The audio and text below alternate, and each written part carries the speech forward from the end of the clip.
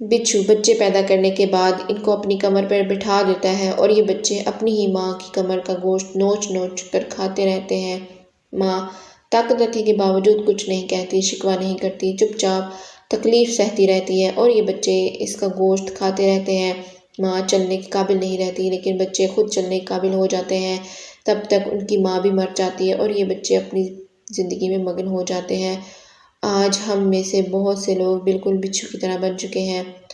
والدین بچہ پیدا ہونے سے بچے کی تعلیم، شادی اور چھت دینے کے لیے اپنی اپنی بساط کے مطابق دن رات دھوپ بارش کی پرواہ کیے بغیر اپنے بچوں کے لیے محنت کرتے ہیں، لیکن افسوس ہم میں سے بہت سارے لوگ اپنے بوڑھے والدین کی خبرگیری تک نہیں کرتے، اپنے ہی مقاصد کی تکمیل کے لیے کوشاں رہتے ہیں، بالکل بچھو کی طرح۔ اللہ قرآن میں فرماتے ہیں، اے میرے رب تو ان دونوں پر رحم فرما جیسا کہ ان دونوں نے مجھے بچپن میں پالا۔ اسی طرح سورہ نساء میں فرمایا، اللہ کی عبادت کرو اور اس کے ساتھ کسی کو شریک نہ ٹھہراؤ اور ماں باپ کے ساتھ احسان کرو۔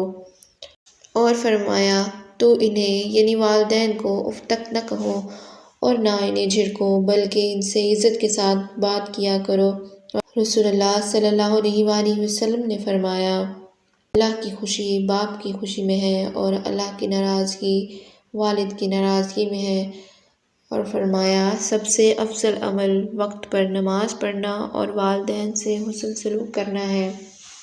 حضرت ابو ہریرہ رضی اللہ تعالیٰ عنہ سے روایت ہے، انہوں نے آپ صلی اللہ علیہ وآلہ وسلم سے روایت کی کہ آپ صلی اللہ علیہ وآلہ وسلم نے فرمایا، اس شخص کی ناک خاک آلود ہو گئی، وہ ناکام اور ذلیل ہو گیا، پھر اس کی ناک خاک آلود ہو گئی، پھر اس کی ناک خاک آلود ہو گئی۔ پوچھا گیا، اللہ کے رسول وہ کون شخص ہے؟ فرمایا، جس نے اپنے ماں باپ یا ان میں سے کسی ایک یا دونوں کو بڑھاپے میں پایا تو ان کی خدمت کر کے جنت میں داخل نہ ہوا۔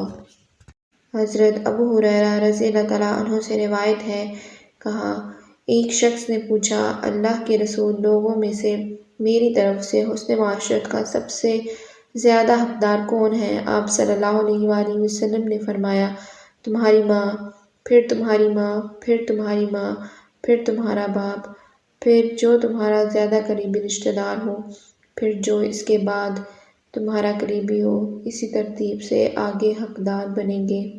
حضرت عبداللہ بن عمر رضی اللہ تعالیٰ عنہ سے روایت ہے، ایک شخص نے نبی صلی اللہ علیہ وآلہ وسلم کے پاس جہاد کی اجازت طلب کرنے کے لیے آیا تو آپ نے فرمایا، کیا تمہارے والدین زندہ ہیں؟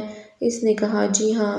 آپ صلی اللہ علیہ وآلہ وسلم نے فرمایا، پھر ان کی خدمت بجا لانے میں جہاد کرو، اپنی جان اور مال کو ان کی خدمت میں صرف کرو۔ حضرت عبداللہ بن عمر رضی اللہ تعالیٰ عنہ سے روایت ہے کہ نبی صلی اللہ علیہ وآلہ وسلم نے فرمایا، اپنے والد کے ساتھ سب سے بڑا نیک سلوک یہ ہے کہ انسان اس شخص سے بھی بہت اچھا سلوک کرے جس کے ساتھ اس کے والد کا محبت کا رشتہ تھا۔